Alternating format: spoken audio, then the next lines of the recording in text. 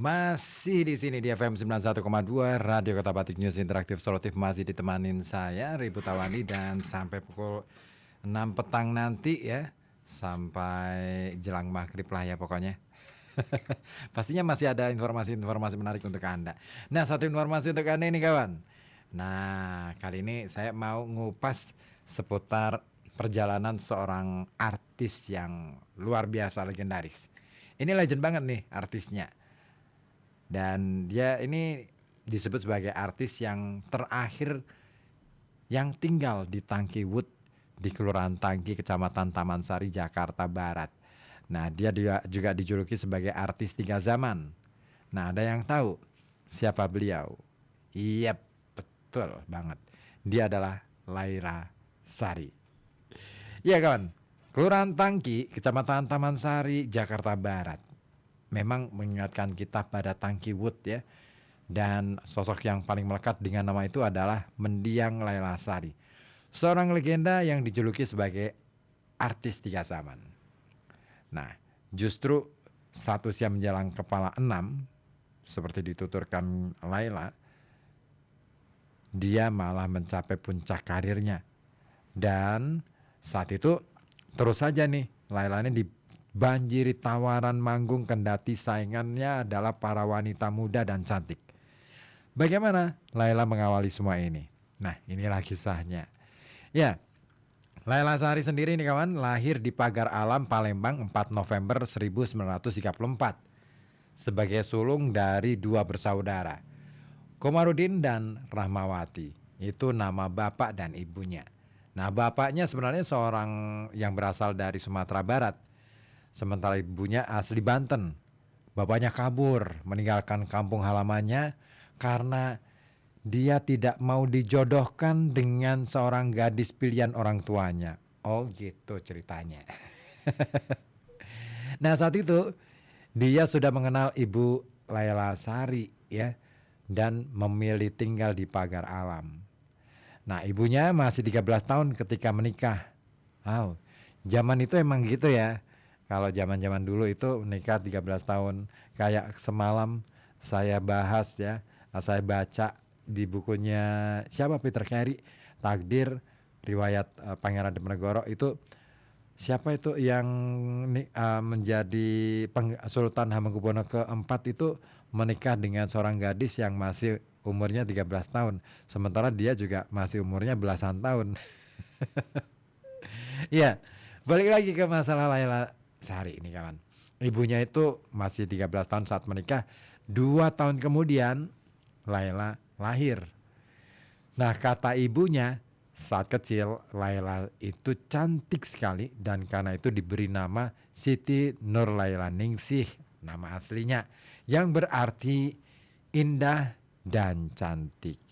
Nah, ibunya sebenarnya punya bakat seni juga, tapi itu dipendamnya sejak menikah karena ayah Laila tidak mau ibunya jadi seniman. Ya, ayah Laila sendiri adalah seorang pengusaha binatu. Sayang, Laila tidak pernah mengenal sang bapak lebih dekat. Dia meninggal karena sakit saat Laila masih berusia 2,5 tahun. Nah, ibunya sendiri tak pernah bercerita tentang ayahnya. Nah, sepeninggalan sang ayah, keluarga Laila ini merantau ke Jakarta ceritanya. Di ibu kota inilah ibunya memanfaatkan bakat seninya untuk membiayai hidup anak-anaknya. Dia keluar masuk kampung sebagai penyanyi dan pemain sandiwara keliling. Laila dan adiknya, Martunus, dititipkan sementara pada neneknya di Rengas Dengklok, Jawa Barat. Nah, waktu itu sang nenek sedang sedih. Kenapa? Karena suaminya kawin lagi. Nah, tapi dengan adanya sang cucu ya, sang nenek ini jadi semangat lagi. Hidupnya jadi penuh dengan gairah pada waktu itu. Sang nenek juga berusaha keras untuk menyekolahkan cucu-cucunya ini, termasuk Laila. Uangnya dia dapatkan dengan membantu memanen padi di sawah orang. Oh, jadi ceritanya buruh ya, petani buruh gitu ya. Dia juga membuat pisang goreng untuk dijual. Nah, umur 7 tahun Laila mulai membantu menjajakan pisang goreng buatan sang nenek sebelum berangkat sekolah. Nah, Laila ini berkeliling telanjang kaki saat itu. Ya maklum, zaman itu memang harga sandal masih cukup tinggi ya. Nggak seperti sekarang. Mungkin di setiap rumah sudah punya sandal semua.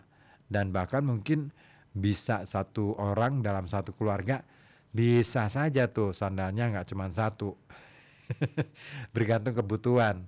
Kalau misalkan untuk ke toilet sandal jepit, terus kalau misalkan mau main ada lagi, mau ke kantor ada lagi, mau kemana beda-beda sandalnya. Nah, hubungan Layla dan neneknya itu sangat kuat dan erat. Dia kerap menceritakan dongeng-dongeng tentang kebajikan. Misalnya dongeng kancil lawan buaya. Ah, nah, tapi ini dia yang paling penting. Lewat dongeng-dongeng itu ya, Laila menemukan makna hidup, yakni berusaha keras untuk selalu menjadi orang yang berguna bagi sesama. That's the point. Keren banget nih. Nah, selain bersama sang nenek, Laila juga sempat dititipkan di beberapa tempat berbeda. Terkadang ikut kakeknya atau saudara-saudara ibunya yang lain. Beberapa kali juga pindah, tapi dia tidak ingat lagi kemana aja. Nah, ketika zaman Jepang, waktu itu Jepang masuk ke Indonesia, ibunya Laila ini sempat kawin lagi dengan Abidin Lubis, seorang musisi kawan sepanggungnya. Nah, pernikahan ibunya hanya Laila dengar dari omongan orang. Sejak saat itu tidak ada kabar lagi ya tentang sang ibu. Semua surat tidak ada yang terbalas karena perang yang tengah berkecamuk pada waktu itu. Terdorong rasa rindu, Laila terus-menerus merengek-rengek kepada kakeknya minta dipertemukan dengan ibunya. Apapun risikonya. Ya biarpun ditembus timah panas. Wah, kayak ini ya puisinya Hairil Anwar ya. Mungkin karena tidak tega, sang kakek akhirnya mengabulkan juga permintaan itu. Jadi akhirnya Laila berangkatlah ke Jakarta. Waktu itu ditemani kakek dan neneknya. Nah, dalam perjalanan mereka tidur di pinggir jalan atau di kolong jembatan, berdesakan dengan pengungsi lain. Makan pun ya seadanya. Ya kalaupun nemu yang bisa dimakan. Kalau enggak ya puasa deh, terpaksa ya. Kadangkala makan ubi, kadangkala nasi jagung, bahkan cuman makan daun-daunan doang. Nah, kalau sedang beruntung ketemu beras, barulah mereka makan nasi. Nah, sebenarnya mereka cuma modal nekat ya. Ibu Laila juga tidak pernah menetap di satu tempat. Jadi, tiap kali ada pentas orkes atau sandiwara, mereka selalu mendatangi. Dan belum tentu bakal ketemu, karena nggak tahu juga siapa yang pentas atau siapa yang di atas panggung sebagai artisnya. Belum tentu ibunya juga. Nah, mereka pun wajar kalau mereka akhirnya kerap kecewa. Nah, sudah capek-capek nonton sandiwara, ya, bahkan sampai menyelinap ke balik panggung, Laila rupa-rupanya tidak juga menemukan ibunya. Jika sudah begitu nih kawan, Laila akhirnya nangis lagi. Iya, hati siapa sih yang gak akan sedih kalau pengen ketemu dengan orang yang dia rindui, orang yang sangat dia cintai, tapi gak ketemu, kecewa kan? Nah, pasti deh. Pernah ngerasain kayak gitu? Kalau iya, boleh dong bagi cerita ya. Nah, untung saja kakek dan neneknya ini tabah betul orangnya. Mereka selalu berusaha menghibur cucunya biar nggak nangis lagi, biar nggak sedih lagi. Nah, hari demi hari, tiap pelosok Jakarta mereka jelajahi. Doa terus saja mereka panjatkan agar bisa bersua dengan sang ibu. Nah, Tuhan Maha Pengasih dan Penyayang memang ya. Ketika tiba di Bekasi, mereka dengar ada grup sandiwara yang akan mentas di sana. Nah, ternyata disitulah ibunya Laila berada. Singkat cerita, mereka ketemu. Dan mereka berpelukan di atas panggung sambil bertangisan. Bisa dibayangin ya, kayak apa sih rasanya. Aduh, aku jadi merinding ceritanya nih. Nah, suara-suara tembakan juga terdengar di kejauhan. tidak mereka pedulikan pada waktu itu. Laila akhirnya menemukan ibunya. Yang penting ketemu. Ya, aku menemukan ibuku. Wah, gimana sih rasanya? Dahsyat banget ya suasana hatinya pasti. Nah, setelah itu Laila akhirnya tinggal bersama ibunya yang keadaan ekonomi rumah tangganya sudah agak lumayan pada waktu itu. Ayah tirinya sangat disiplin dalam membelanjakan uangnya. Selain jadi musisi, dia ini kerap mendapat uang tambahan dari keterampilannya mereparasi radio. Oke, jadi tukang reparasi radio nih ya. Nah, di sisi lain, pertemuan dengan ibunya juga membuat Laila harus berpisah dari neneknya yang ingin kembali ke kampung. Laila masih ingat, mata neneknya berkaca-kaca saat dia pamitan. Laila pun pada akhirnya tumbuh dan berkembang dalam lingkungan seni. Hampir tiap hari dia menonton ibu dan ayahnya, ayah tirinya ya, pentas di atas panggung. Sang ibu bernyanyi, ayahnya main orkes. Mereka benar-benar bahagia dan puncaknya ketika sang ayah punya orkes sendiri. Apalagi setelah orkes itu dinamainya seperti nama Laila. Ya namanya adalah Laila. Di belakangnya ditambah Sari. Nah, lengkaplah Laila Sari. Jadi nama Laila Sari ini sebenarnya awal mula adalah nama orkes yang didirikan oleh ayah tirinya. Jadi itu dia ya. Nah, tiap kali grup Laila Sari itu usai pentas, penonton melempar uang ke panggung. Dalam hati Laila berbisik, enak juga ya jadi penyanyi dan penari, bisa dapat uang banyak. Nah, sejak itulah mulai timbul hasrat Laila untuk mengikuti jejak ibunya. Anehnya ini kawan, ketika niat itu Laila sampaikan ke ibunya, justru ibunya melarang. Nanti malah salah katanya. Laila lalu menangis sepanjang hari. Nah, bisa jadi ya, karena tahu lah ya dunia panggung seperti apa. Bisa jadi itu adalah salah satu cara ibunya untuk melindungi sang anak. Tapi ya gimana lagi, itu pilihan ya. Nah, karena iba, malamnya ibunya mengajak Laila latihan akhirnya. Dan rasa girang menyelimuti hati Laila. Laila pun berlatih sungguh-sungguh. Dan awalnya dia hanya menghafalkan lagu-lagu Melayu yang pendek. Misalnya seperti Bunga Rampai, Mama Janda, atau Kalung Asmara. Ini adalah lagu-lagu pertama yang Laila hafalkan pada waktu itu. Nah, di samping itu dia juga belajar memainkan hula hoop. Nah, kapan kali pertama Laila tampil? Wah, ini dia. Ternyata Laila sudah tidak ingat lagi kapan awal mula dia pentas. Yang jelas, orang tuanya waktu itu sedang show di Pontianak. Pada saat yang bersamaan, ada tetangga mengadakan hajatan. Laila akhirnya memberanikan diri tampil. Ternyata sukses dan dapat sambutan cukup meriah. Nah, sekembalinya dari Pontianak, orang tua Laila mendengar komentar tetangga-tetangga tentang aksi panggung Laila. Apa kira-kira reaksinya ayah dan ibunya? Nah, ayah dan ibunya rupanya tidak bisa menyembunyikan rasa bangga mereka. Laila pun diterima sebagai anggota orkes Laila Sari. Nah, karena sering berkeliling ke luar kota, dia jadi sering bolos sekolah. Akibatnya, sekolah Laila cuman sampai SMP. Ya nggak apa-apa, yang penting sukses. Ya nggak sih? Penting sih memang pendidikan, tapi kalau misalkan tidak, tapi gini, pendidikan itu nggak melulu soal sekolah ya. Ngomongin soal mental, ngomongin soal keberanian untuk tampil, ngomongin soal keterampilan dan lain sebagainya, ada dalam kehidupan kita sehari-hari. Kalau kita cuman pintar dalam hal berteori dan menghafalkan teori-teori, gampang aja, tinggal baca buku. Tapi urusan hidup nggak cuman itu, gitu ya.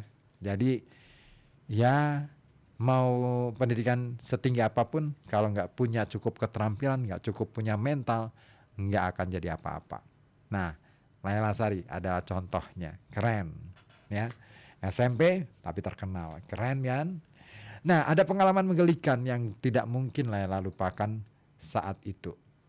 terutama saat tur bersama orkes milik ayahnya.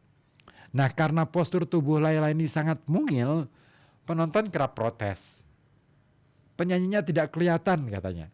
Nah, bapaknya pun mencari akal. Nah, dia akan menggotong meja ke atas panggung, ditempatkanlah di atas panggung, lalu Laila bernyanyi sambil berdiri di atasnya. Nah, penonton yang pada saat itu jarang melihat anak kecil manggung, langsung deh terpesona. Wow, meski Laila cuma fasih melantunkan 3 buah lagu, mereka tidak protes. Bahkan sebaliknya, tiap usai manggung ada saja penonton yang memberi hadiah atau uang. Karena seringnya tampil bersama kelompok Laila Sari, Laila pun lebih dikenal dengan nama Laila Sari. Tawaran manggung semakin meningkat. Padahal saat itu umurnya baru 11 tahun. Nah, ketika itulah datang ajakan untuk main film. Laila diterima. Laila juga terima tawaran itu. Jadilah dia bintang cilik dalam film Air Mata Ibu, disusul Kembang Kacang dan Rangkaian 13. Nah, selebihnya Laila sudah tidak ingat berapa jumlah film yang pernah dia bintangi. Tapi yang jelas film Pertiwi itu yang paling berkesan baginya. Dalam film yang dibuat tahun 55 itu, Laila bermain bersama R.D. Ismail, pemain watak yang paling disegani seluruh artis pada waktu itu. Usai pembuatan film itu, dunia film dilanda lesu darah. Akhirnya, Laila lebih banyak bermain sandiwara. Laila kemudian membekali diri dengan belajar tari balet, tari daerah, serta melawak. Nah, ibarat kutu loncat, dia kemudian berpindah dari satu kelompok ke kelompok sandiwara lain. Di antaranya yang masih dia ingat adalah kelompok Sedap Malam. Terus kemudian Dupa Nirmala. Ada lagi Sinar Sakti. Terus Ratu Asia. Ada juga Senyum Jakarta dan masih banyak lagi yang lain. Nah, dia juga sudah mulai pandai memainkan sejumlah alat musik. Seperti organ, ukulele, gitar, mandolin. Nah, tapi mau tahu guru Laila siapa? Nah, gurunya adalah ayah tirinya sendiri. Jadi setiap ada waktu luang, dia selalu menyempatkan diri melatih putrinya tercinta itu, dan ayahnya juga akan mengatur jadwal pementasan Laila. Termasuk urusan kontrak dengan penyelenggara pertunjukan, dan hasil pementasan disimpan sang ayah sementara Laila diberi sebagian. Ya, kalau melihat semua hal itu ya, rasanya tidak berlebihan lah ya jika ayah Laila dikategorikan sebagai hebat ya. Begini-begini kata si Laila ya, tutur si Laila, saya sudah pernah ditangani manajer. Iya, itu dia ayah dari Laila itu sendiri. Nah, di sekitar pada tahun 50-an, Laila dan keluarganya mulai tinggal di daerah Tangkiwood, Jakarta Barat. Banyak kenangan manis didapatkan di daerah pemukiman para seniman itu. Di situ ya, tidak ada istilah sepi. Artis waktu itu mengisi waktu senggangnya dengan bermain musik maupun bernyanyi. Banyak lagu yang mereka nyanyikan, beberapa lagu diantaranya sangat Laila sukai dan karenanya dia lantunkan saat tampil di panggung. Misalnya Jauh di Mata, terus Kasih Tak Sampai, Terkenang-kenang, Pahlawan Merdeka, Sepasang Mata Bola, Pasir Putih, terus 9 bulan 10 hari ya. Nah, di antara semua lagu itu, lagu yang terakhir lah yang paling Laila sukai. Sebab lagu itu syarat dengan pesan kehidupan. Nah, bila hari Minggu tiba, suasana pesta semakin terasa di Tangkiwood. Sejak pagi, semua warga berkumpul di satu tempat dan memasak makanan yang enak-enak. Wah, kayak dapur umum gitu ya. Hasilnya, mereka akan makan bersama-sama. Setelah itu mereka akan bermain musik hingga larut malam. Ya, di Tangkiwood, honor seorang artis seolah milik bersama. Jadi biasa buat iuran gitu ya. Karena siapa saja yang menerima honor, artis-artis lainnya pasti kecepatan rezeki. Oke, keren nih. Jadi kayakkah mereka persoalannya? Ternyata tidak. Tapi tak ada hidup yang mewah di sana. Bahkan kalau mau dibilang sungguh sangat sederhana sebenarnya. Tapi itulah solidaritas antar artis yang bertetangga di masa itu. Nah, beda dengan zaman sekarang ya. Artis-artisnya luar biasa, pada mewah-mewahan nggak jelas nih. Nah, sebagai pemain sandiwara keliling, Laila sempat jadi primadona yang tak punya saingan. Banyak pemuda yang naksir berat, tapi saat itu belum terpikir untuk berumah tangga. Nah, pikirannya hanya tertuju pada manggung dan manggung. Hidup terasa membosankan kalau sedang tidak mentas, katanya. Namun entah mengapa Laila tiba-tiba disuruh kawin oleh bapak tirinya. Calon pendampingnya seorang pemuda pilihannya ya. Nah, Laila ngambek dan ngotot menentang karena dia tidak mau dan belum mau berumah tangga. Itu yang dikatakan Laila saat protes pada bapaknya. Nah, akhirnya sang ayah bingung sendiri. Dia kemudian mengajak putrinya jalan-jalan ke Depok, dan saat bersamaan di daerah itu akan diadakan pementasan sandiwara Darsiah. Nah, entah mengapa primadonanya kurang bagus. Laila diminta menggantikannya. Tentu saja dia senang. Habis kalau main di Depok pasti banyak penonton Belandanya pada waktu itu. Nah, saat itu banyak tuh orang Belanda yang berdiam di Depok. Menjelang pertunjukan, Laila diarak keliling dengan delman. Disinilah dia mulai melirik seorang laki-laki. Dia juga pelakon di sandiwara itu, namanya Iskandar.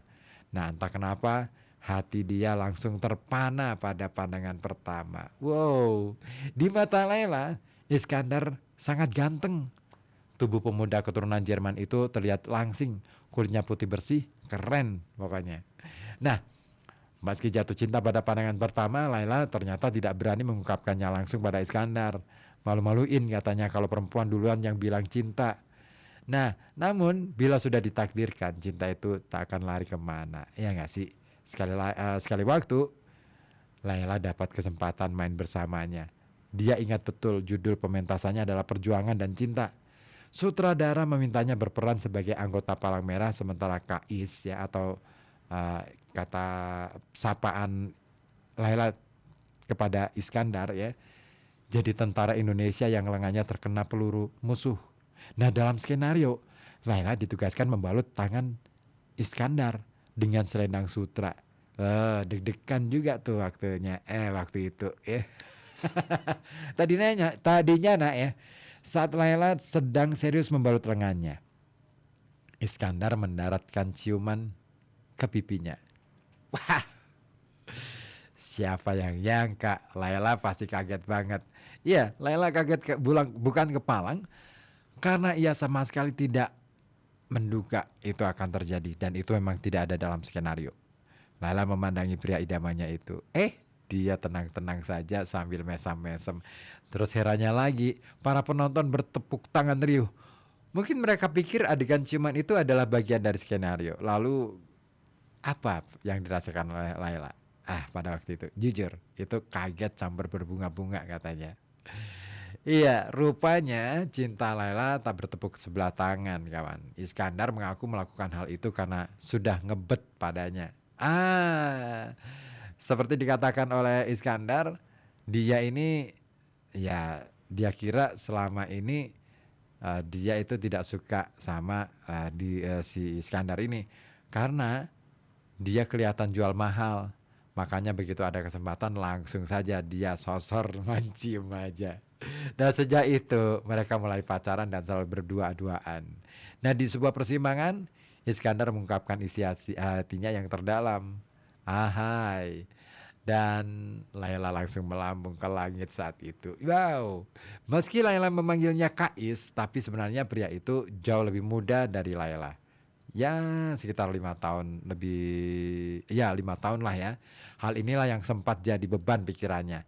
Ketika itu orang masih percaya kalau kalau wanitanya lebih muda, maka perkawinan mereka tidak akan langgeng. Tapi kekuatan cinta begitu besar, Laila tidak peduli. Baginya, pandangan itu tidak perlu dituruti. Kebahagiaan berumah tangga bisa diraih dengan niat baik dan usaha ekstra keras. Cuman itu yang ada di pikiran Laila ketika itu.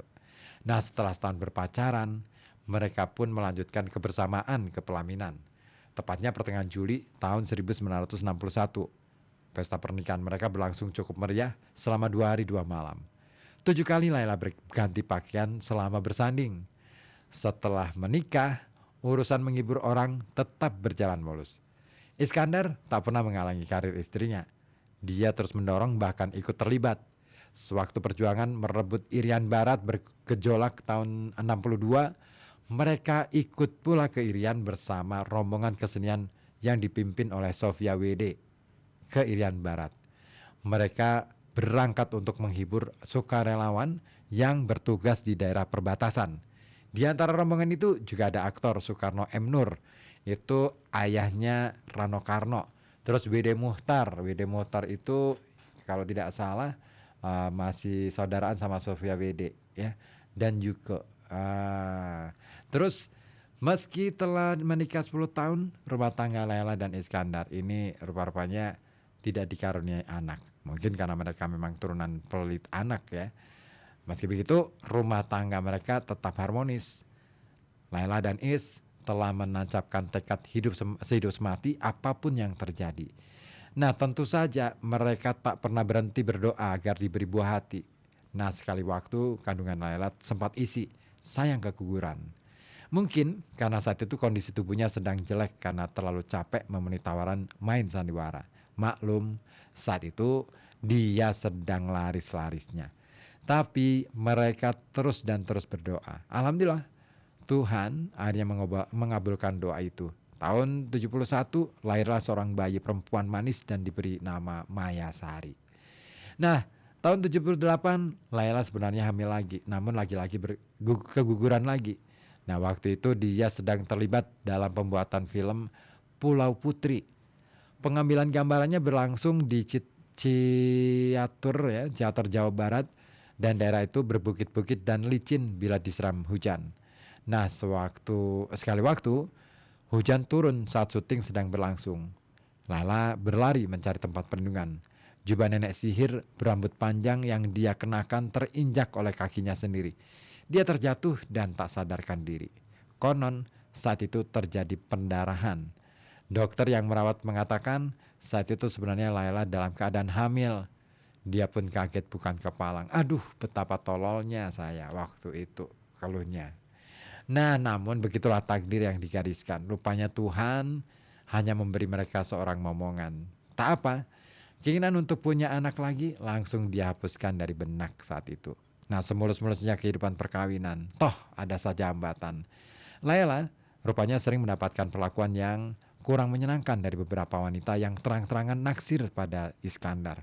Bahkan ada yang terus terang berkata, "Mbak, saya mau minta izin dong untuk kawin dengan Kak Is." Wah, ngeri juga ya. Nah, tentu saja Laila menolak permintaannya. Mana ada sih istri yang merelakan bahkan menyetujui suaminya kawin lagi. Aduh, untung batinnya kuat menghadapi semua itu. Dan kalau tidak, jantung Laila sudah lama copot. Kenapa? Laila begitu mempertahankan Iskandar. Karena bukan cuma cinta yang dia rasakan dari dan pada Iskandar, tapi lebih dari itu, yakni rasa asih. Ya, Iskandar sudah seperti bagian tubuh Laila sendiri. Nah, itulah ya cerita sekilas mengenai Laila Sari, seorang legend yang keren banget. Ya, pokoknya semoga itu bisa menjadi inspirasi untuk kita semua. Oke, sudah pukul 5 sore lebih. Aduh, waktunya RKB sore nih. Oke deh, RKB sore. Siap kita hantarkan untuk Anda di kesempatan sore hari ini di hari Selasa 14 Oktober 2025.